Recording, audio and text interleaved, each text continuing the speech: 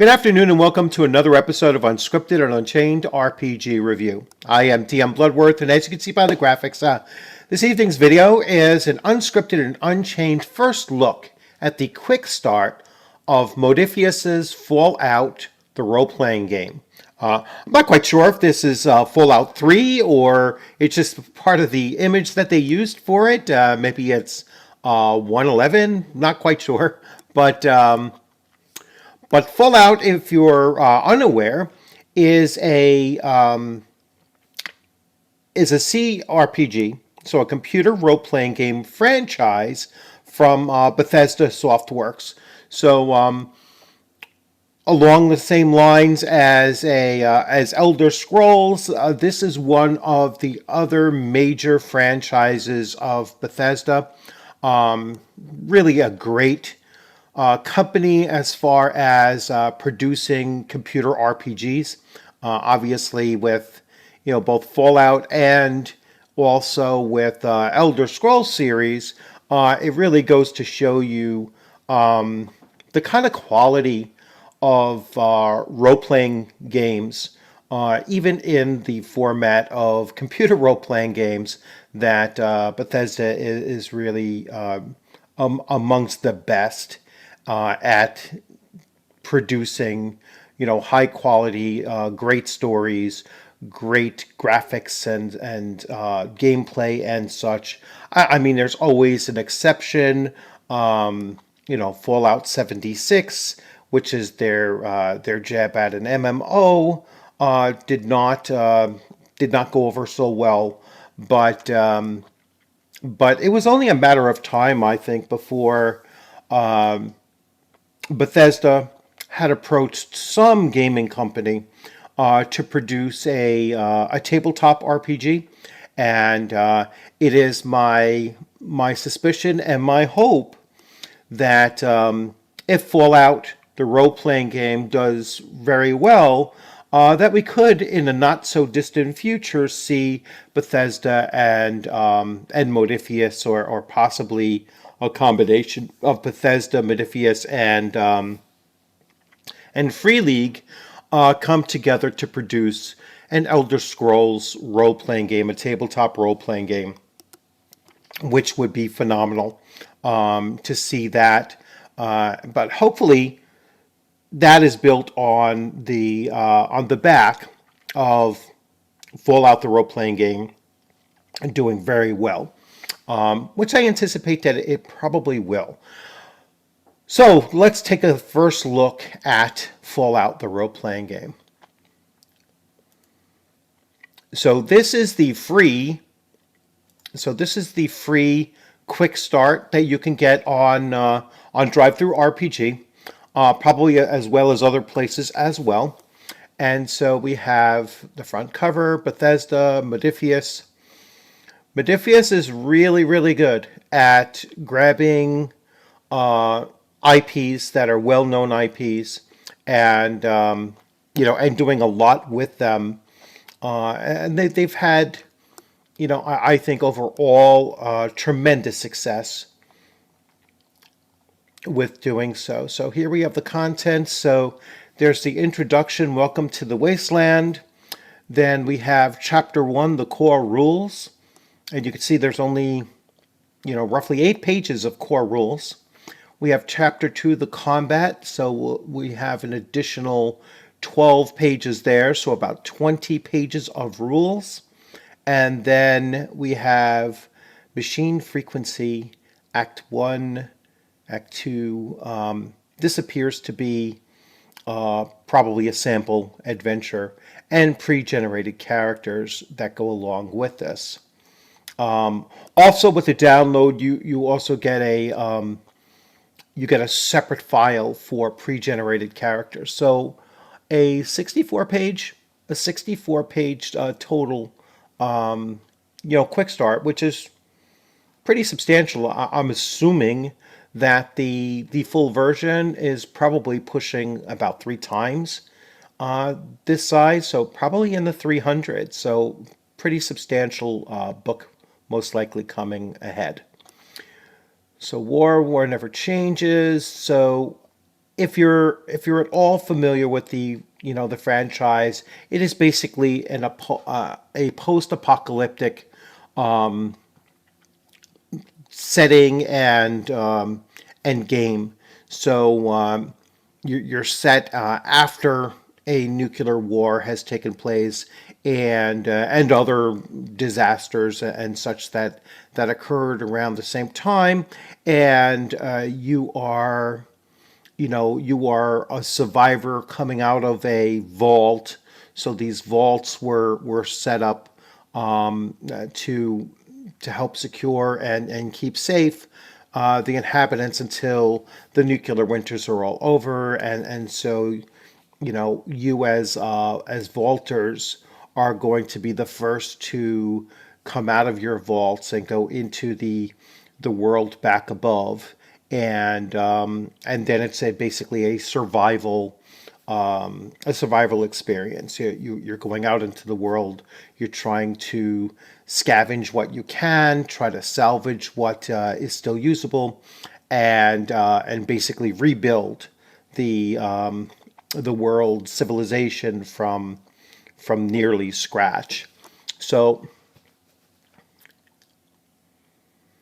we can already see that the artwork is, pretty decent artwork, which I would certainly expect from Modiphius. They get excellent artists to work on their things. So what is a quick start? This is the quickest. The quick start contains a how to play section of pre-generated characters and machine frequency, a starter adventure. It includes all the information needed to start playing in the Wasteland. This is the same setting as Fallout 4 video game. Many of the locations, characters, and aspects of the Commonwealth in this book are presented from the start of the game perspective. Okay, so it's based on Fallout 4. So what do you need in this book? Players and game master. Okay. You will need a few players. We recommend 3 to 5. And 1 game master. Okay. Character sheets. The dice. So the Fallout, the role-playing game, uses 2 types of dice, which can be easily found online. D20s and D6s. Okay. Ideally, you want at least 2 D20s per person. If your dice supplies are limited, if the group can make up with sharing a set of D20s, one should never know more than read. You'll never need to roll more than 5 D20s at once. Okay. It's using the 2D20 system, it sounds like, not just a D20 system. We recommend using the custom D6 dice created for Fallout role-playing game, which are brought to you from Modiphius.net. The symbols featured on the dice faces are various meetings, which are explained later and make for easy reading of results. If you don't have the custom dice, you can use normal D6s with the numerical faces and references table on page 23 at the results. Tokens, chips, or caps. You will also need some counters to keep track of action points. You can use poker chips, beads, or other tokens to represent these. You can even use caps available from Modiphius.net to represent action points if you want to go all in on the Fallout theme.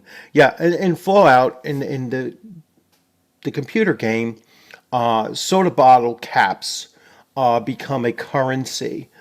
So you could probably just buy soda bottle caps online and not have to worry about purchasing caps from Modiphius, which I'm sure probably much more expensive. And paper and pencils. Okay. Once again, really cool artwork.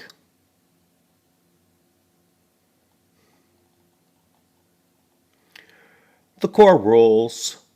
When you play a tabletop role-playing game, your game master, or called the GM, and fellow players are asking you to share your own story of exploring the post-nuclear wasteland where mutated monsters lie in wait around every corner and fellow survivors harbor a deep suspicion of others.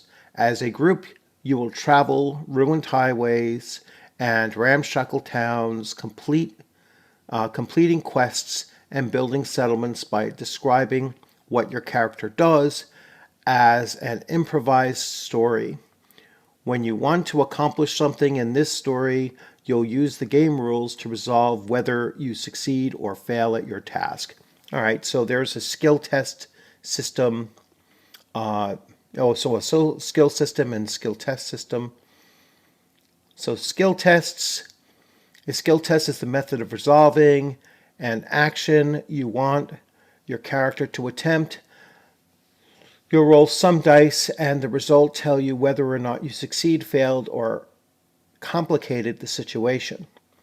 When the game master asks you to attempt a test, they'll ask you to check your character's attributes roll and a pool of 2 to 5 20-sided dice, also called d20s, presented as an X d20, where X is the number of d20s you roll. Okay, that's basic.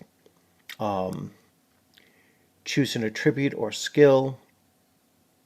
So based on your attributes, it might set the number of dice that you get to use. So if you have a fairly low attribute score, you'll only get as many or fewer dice rolls as if you had a very high attribute score. Your target number is the number each d20 must roll equal to or under to generate one success. Setting the difficulty. So this is very, very similar to, or if not identical, to Conan 2D20. The Game Master sets a difficulty for tests normally between 1 and 5. The difficulty is the number of successes you must generate with your D20 rolls to pass. If I remember correctly, a roll of a 1 counts double, so a double success. Assemble your dice pool. You start with 2 d20s, but you can buy up to 3 more d20s by spending action points after you've added an extra dice roll. From spending action points, roll the entire dice pool. Okay. Check for success.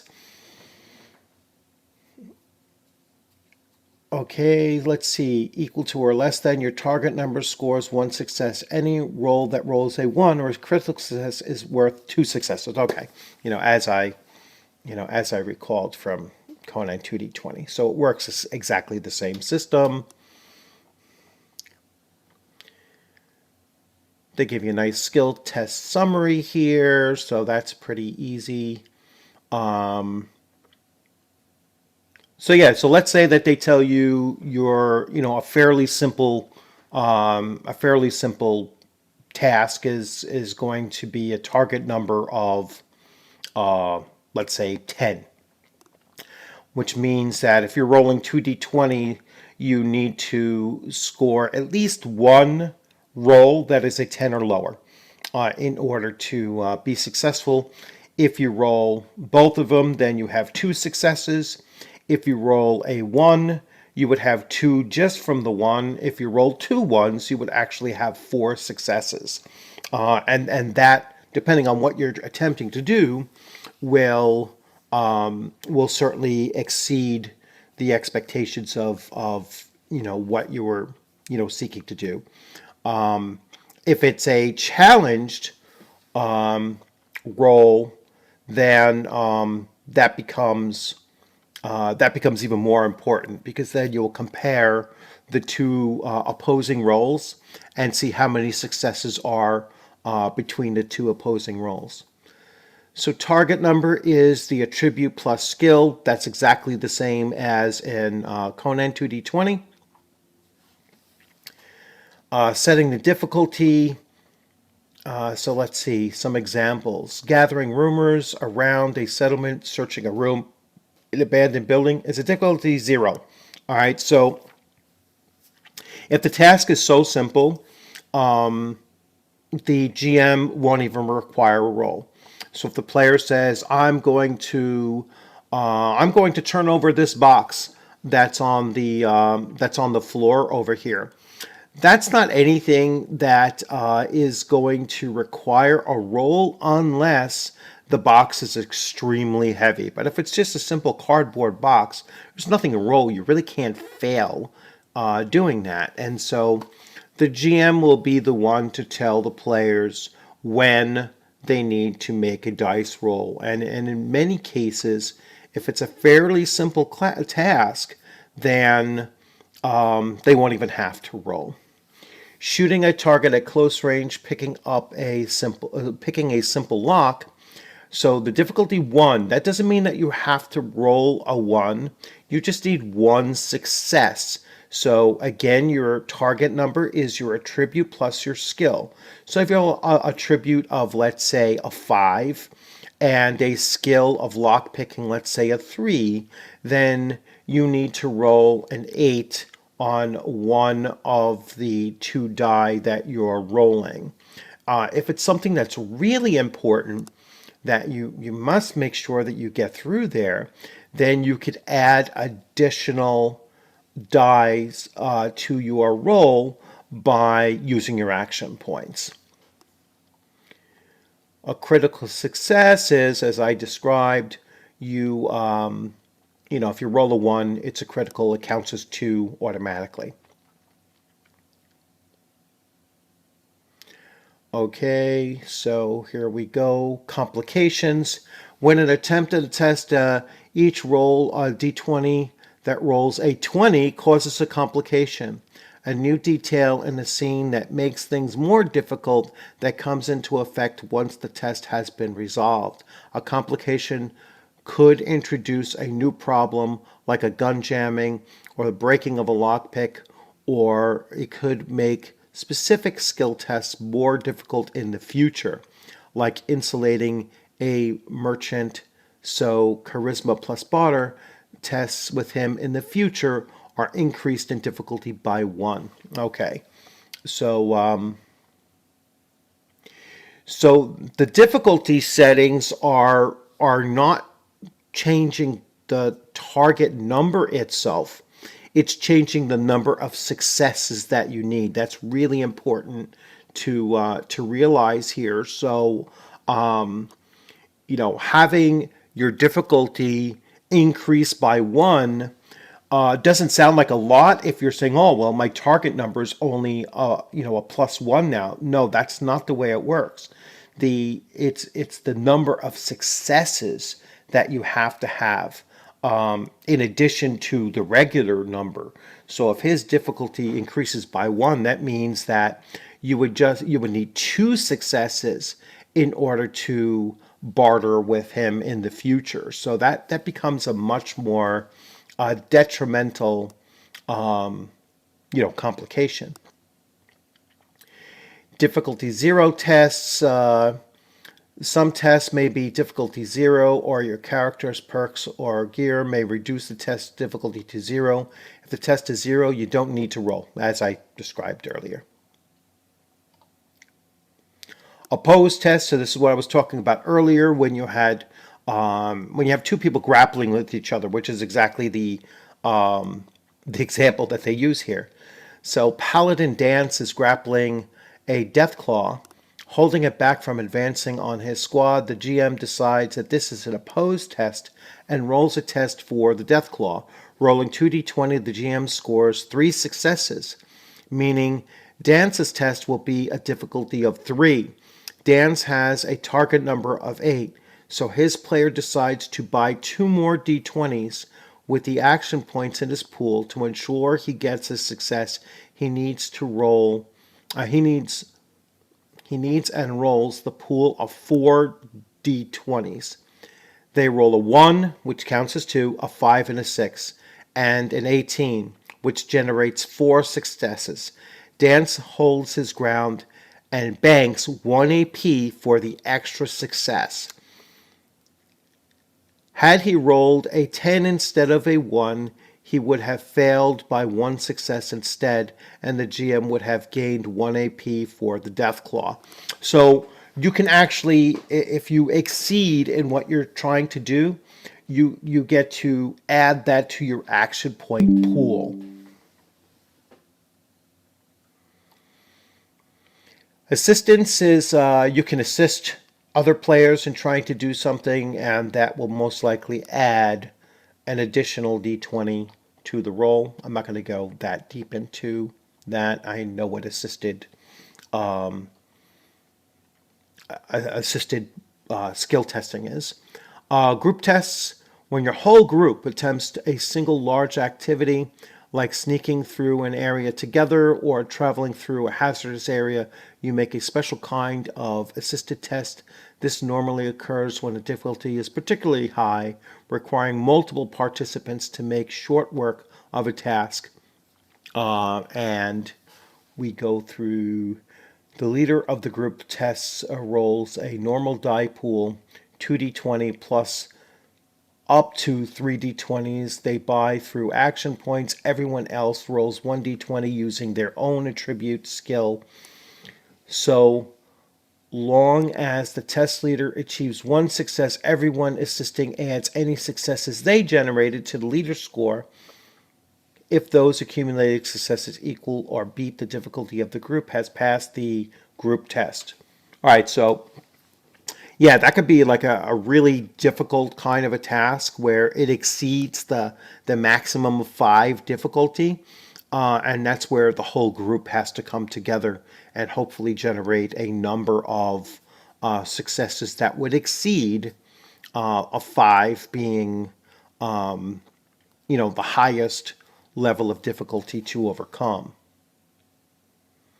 Complication range, normally any d20 that rolls a 20 generates a complication. However, some actions can be riskier instead or just more difficult.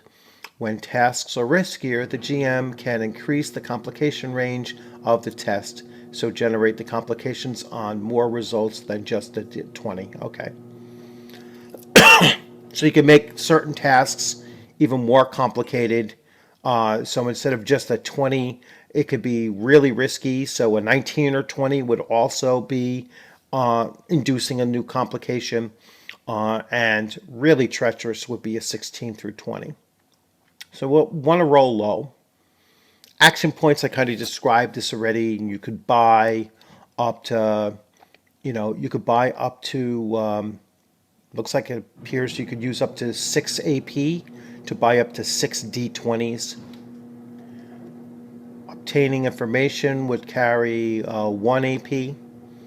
Reducing time would take 2 AP, so you could spend your AP to do other things than just adding dice rolls or additional dice to roll. Okay. Saving action points. If you don't want to spend your action points, you're generated immediately. You can save them for the group to use later. You can save up to a total of 6 AP as a group, and anyone can use the AP in the action pool. Okay. And obviously everyone can contribute those extra points if they've exceeded on a task target number that they needed. There are luck points. In addition to being one of your attributes, your luck also provides luck points that you can spend to shift the odds in your favor in a number of different ways. Luck of the draw.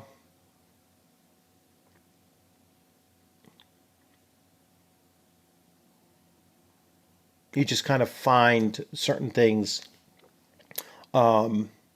that you would normally have to search, harder for. So it looks like helpful fact or detail about the situation you're in, something that you have to be lucky encounter. You could just the right items or the right kind of ammo while you're scavenging and such. So it just kind of gives you some minor detail or bit of information or a specific item that you're looking for. You could use a luck point to find it. Stacking the deck, you may spend 1 point of luck before you attempt a skill test to use your luck instead of the default attribute used for the test to determine your target number. Okay, so if you have a higher luck attribute, you can use that instead of your attribute score by spending 1 luck point. and lucky in timing and combat encounter at the start of any round or immediately after any such character or creature has acted, you may spend 1 luck point to interrupt the normal initiative order and take your turn for this round immediately. Okay, pretty cool. All right, Misfortune. So this is the opposite of luck. So in Conan 2D20, this is probably the equivalent of the Doom pool. You may spend 1 or more luck points to re-roll dice. In a dice pool you roll, you may re-roll 1d20 or up to 3 by spending your luck points. Okay, regaining luck, we already talked about that a little bit. Let's see if it is different than what I described earlier.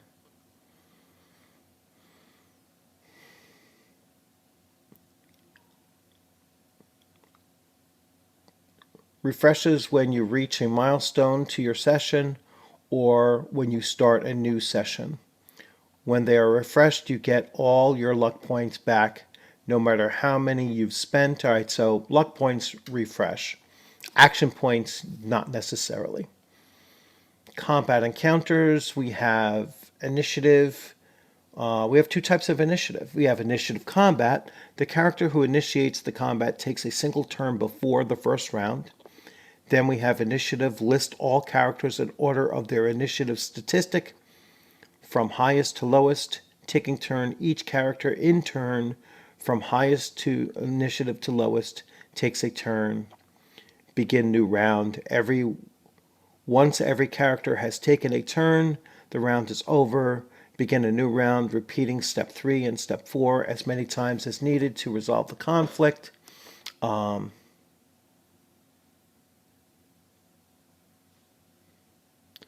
Let's see when. Sometimes these games will say that the players always win initiative. Combat encounters involve characters attacking their opponents and defeating them and defending themselves and their allies are more structured than free-form play. Instead of freely taking actions, the encounter is broken down into rounds. All right, initiative.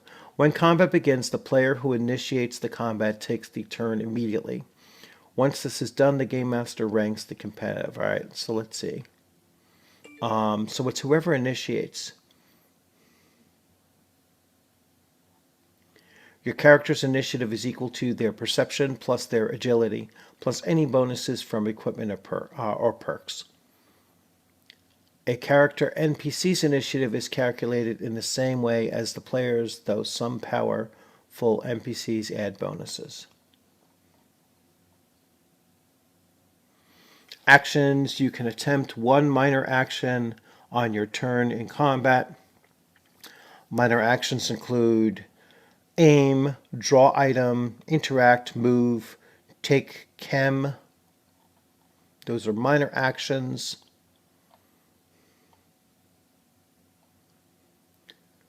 Spending luck to act faster. We already kind of talked about that. Prone, you may be knocked down. Prone attacks by hazards or complications. You may also drop prone willingly at the end of any movement action you perform. Being prone has the following effects.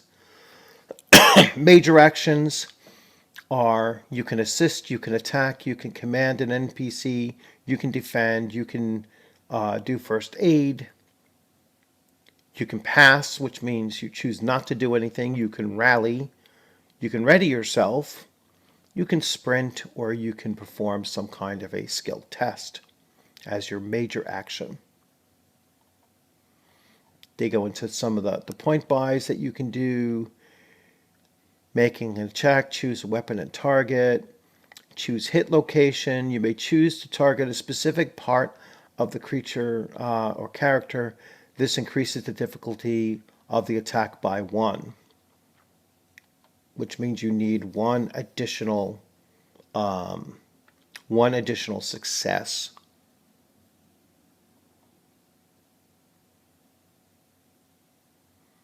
Okay. Hit locations. So So 3 to 8. Yeah, I guess if you're rolling 2d20. You see, this is the odd thing that I see with hit locations, and I've seen this in other locations as well. If you're rolling a d20, all right, the torso, even though they give it a large range here, from 3 to 8, I guess that it doesn't quite cover the average.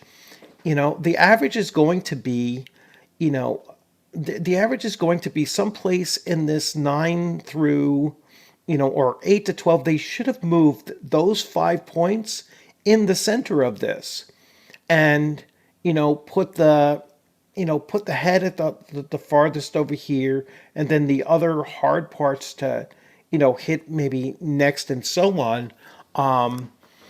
The torso, being the main part of the body, should also be in the main part of the average of the roll.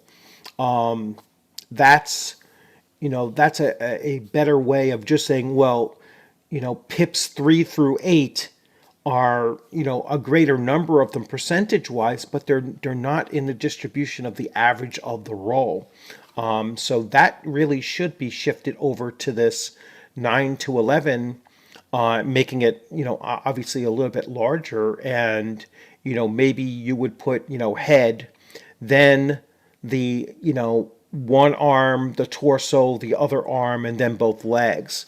Putting that torso in the center spot and making that the largest amount chance of hitting it. So, yeah, just not well thought out. When you're considering the average of what you're going to roll on a 1d20.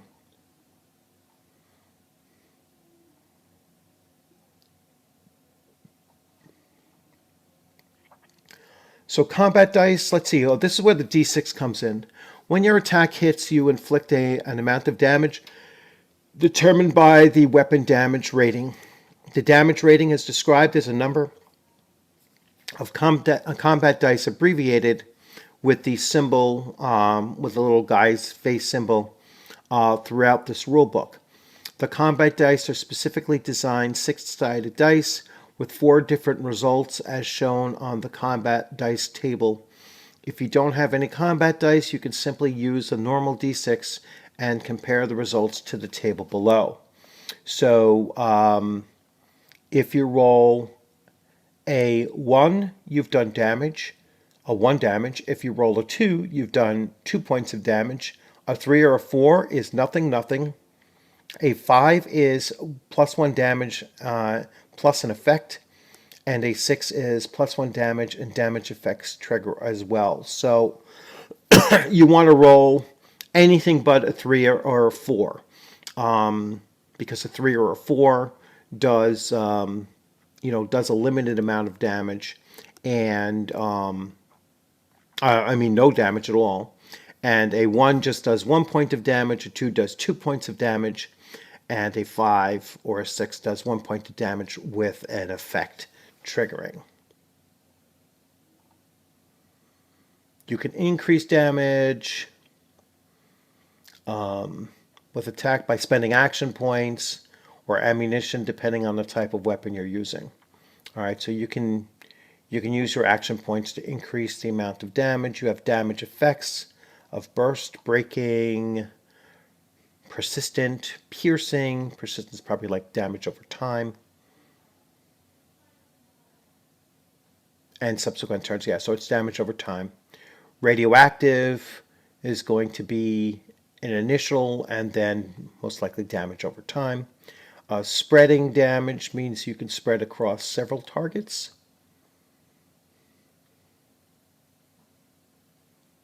Yeah, each additional hit causes half the damage. Same thing as Conan 2d20. You have stuns, you have a vicious. The attack inflicts a plus 1 damage for the effect rolled. So we have radiation damage. I'm not going to get into that. Obviously, you pick up radiation damage from exposure. Critical hits and injuries. They will explain by body type what a critical hit actually does. and critical injuries, and then dying. When your character is reduced to 0 hit points, they are suffered an injury, that location struck, and then fall prone and start dying. If they suffer a critical hit and are reduced to 0, they suffer 2 injuries, one for the critical and one for being reduced to 0. So they would actually take two hits. While they're dying, they are unconscious and cannot recover hit points from the first aid action, and they cannot take any actions. Furthermore, at the start of each of your turns while they are dying, they must attempt an endurance plus survival test with a difficulty equal to the number of injuries they have and a complication range of a 19 or 20. If they pass the test, they remain alive but are still dying. If they fail, they die. All right, so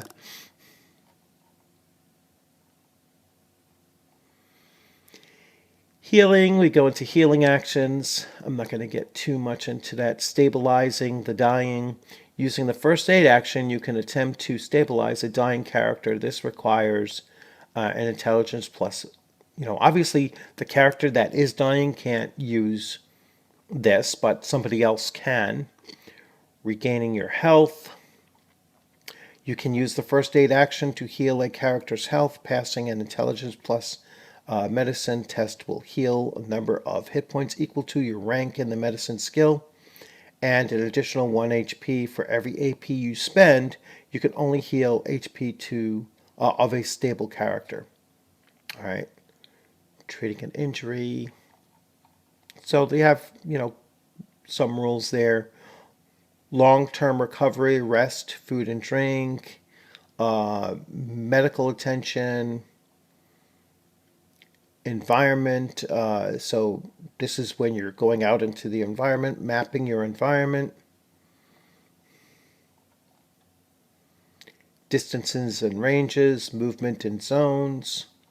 So you might have movement modifiers. You have environmental conditions. You have cover. So there's a system of cover.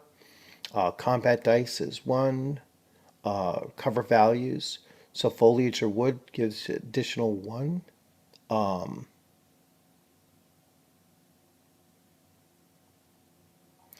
Let's see.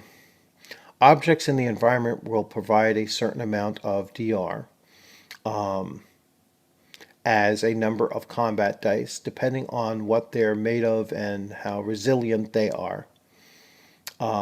When you are attacked by a physical or energy-based attack while behind cover, you roll the number of faces listed on the cover values table and add that to the result of your DR for the attack. To benefit from cover, you need to be obscure in a location hit. Whether that's the form of melee or ranged, you can't be targeted by an attack if the cover obscures your character's entire body, as you can only be attacked by something that can see you. Okay, so these things give you additional combat dice in trying to defend yourself. All right. Hazards, dangerous objects, how much damage they do. So falling debris might cause 3 physical damage. That's pretty substantial, actually. Close proximity to radioactive waste or materials gives a 5 radiation damage. That's a lot of points of damage. All right, so this is the starter. This is the starter adventure. I'm not going to spoil that for you. Here's a stat block. So a level 3 robot, normal creature, 24 XP. He has a body of 5, HP of 8.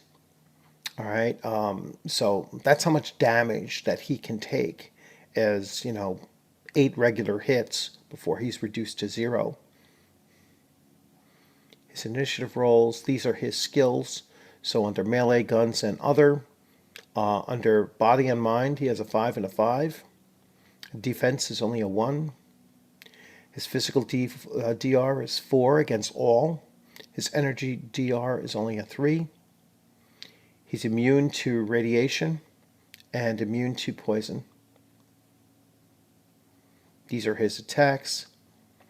So his body plus, so his target number is a 7. He needs to roll a 7 or below in order to have a success. He will do 3 physical damage. His arm lasers do 3 physical damage as well. He has a target number of 7. His self-destruct body and melee does 6 physical damage. Blast. That's a lot of damage. Alright, I didn't mean to spoil anything there. Let's see if they have the characters here. Here we go. This is going to be a character. Alright, let's see. Happy Tommy Doyle is a survivor. No level written. He's just starting out at 6 strength. I think that's fairly high. So if we take strength, so if he's making an athletic check, just to show you, so he's starting with a 6 here, and then you take athletics, which also uses 6. He has a rank of 2 there. So he will have a target number of an 8 in order to, so he has to roll at least 1 8 or below on a d20 in order to be successful. He's typically going to roll 2d20 in most circumstances, and so he would have 2 chances to roll below that. If he rolls a 1, that will count as 2 successes. If he rolls a 20, that's an automatic fail, and he will have a complication. But there's no like wiping out. So like if you rolled a 1 and a 20, your success still counts, but you might decide to say, well, the success is still working, but you have a complication also involved with that success.